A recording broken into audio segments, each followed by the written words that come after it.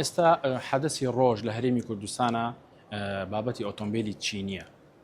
ئەم ئۆتۆمبیلانە بەپێی یاسا داخڵەکرێن، بەپێی یاسا و ڕێنمایەکان ڕسوماتیان لێ وەرەگیرێ لە گومرگ و داخلی هەرێمی کوردستانەکرێن.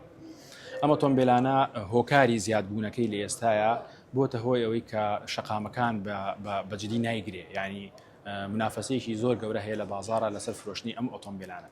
حەزەکەم بەرچاوی بینەران و بیسەران ڕوون بێ لەسەر ئەوەی کە ئەم بازرگانانی کە ئۆتۆمبیلی ئیتر چینی بێ یاخود هی وڵاتانی تر بێ کە هاوردەیەکان بە تایبەتی لە ئێستاە ئەم ئۆتۆمبیلانە لە کارگە لە سین بۆ نمونە کە ئەکڕێ بە نرخێکە کڕێ وای دابنین بە $10,000 کڕێ، کاتێک کە ئەهێنن بەرەو هەرێمی کوردستان و پاری گومرگەدەن و پاری گواستنەوە ئەدەن و پاری بەندەرەکان ئەدەن و ئەمانە سیرەکەی بە هەموو ئەو مەسروفاتانەوە کاگاتە هەرێمی کوردستان بە نرخی کەمتر ئەفرۆشتێت لەو نرخی کە کڕاوە.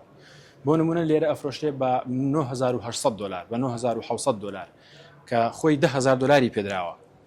ئەمە هۆکارەکەی گەڕێتەوە بۆ فەرقی بینی نرخی دینار و دۆلار. ئەم کۆمپانیایە بە ئوسوڵی خۆی بە شێوازێکی یاسایی داوا لە بانکێک لە بانکەکانی هەرێمی کوردستانەکە کە چەند ئۆتۆمبیلێکی کڕیوە لە کارگەیەک لە وڵاتێک بەم تایبەتمەندیانە. بەڵێ ئەم بانکەش سەیری ئەوەلیاتی ئەم کۆمپانیایەکە هەمووی تەواوە هیچ کێشەیەکی نییە و ئەو ئینڤۆیسی کە ئۆتۆمبیلەکانی پێکڕیوە ڕسمیە و ئەو کارگەیە یا ئەو وڵاتە پەسەندی ئەو ئینڤۆیسی کردووە. باش ئەم کۆمپانیایە ئەم بازرگانە مایە دۆلارە، مایە دۆلار واتە دۆلاری هەیە. ئەم دۆلارە ئەگۆڕێتەوە بە نرخی بازار، وای دابنین $100 ئەمریکی لە بازارە بەرامبەرە بە $150,000.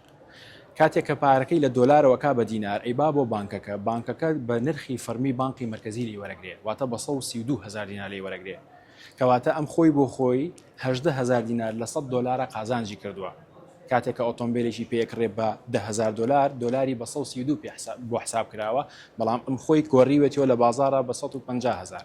ئەی ئەگەر ئەم پارەیە مەسەلەن بڕوا بۆ $100 ملیۆن چەند قازانجەکە؟ شتا تێ بڵێ زۆری هێنانی ژماری ئۆتۆمبیل لە ئێستاە ئەگەڕێتەوە بۆ ئەو بازرگانانی کە مامەڵە بە بینی دۆلار و دینارەوە ئەکەن، ئەبێتە قازانجێکی باش بۆ ئەوان وە زۆربوونی ئۆتۆمبیلێکی بێشومار لە شارەکانە کە ئەبێتە هۆی پیسبوونی ژینگە، ئەبێتە هۆی زیادبوونی ئۆتۆمبیل، ئەبێتە هۆی زیادبوونی ڕوودا و لەناو هەرێمی کوردستان.